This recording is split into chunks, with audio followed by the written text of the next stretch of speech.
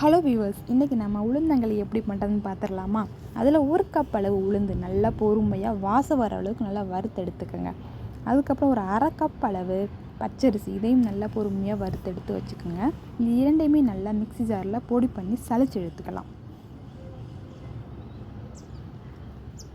அப்புறம் 1 கப் அளவு வெல்லம் கருப்பட்டி எது வேணாலும் சேர்த்துக்கலாம். நல்லா கரைச்சி நல்லா கொதிக்க வச்சு நல்லா குப்பைலாம் இருக்கும், அதெல்லாம் வடிகட்டி எடுத்து வச்சுக்கலாம், ஃபில்ட்ரு பண்ணி எடுத்து வச்சுக்கலாம்.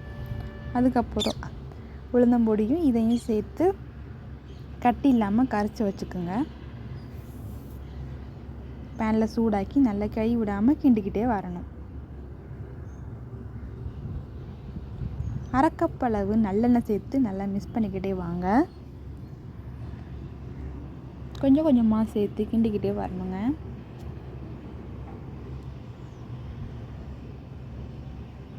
அவ்வளோதான், நம்மளோட இதயம் போலவே கிண்டிக்கிட்டே வாங்க. அவ்வளோதான், எண்ணெயும் காலி ஆகிடுச்சு, களியும் ரெடி ஆகிடுச்சு. இந்த மெத்தடை ஃபாலோ பண்ணி நீங்கள் வீட்டிலே செஞ்சு பாருங்கள். இதே மாதிரி சூப்பராக நீங்கள் வீட்லேயும் உளுந்தங்களி செஞ்சலாம். குழந்தைங்கள்லேருந்து பெரியவங்க வரை எல்லோரும் சாப்பிடக்கூடிய உளுந்தங்களி, ஆரோக்கியமான உளுந்தங்களி சாப்பிட்டு பாருங்கள்.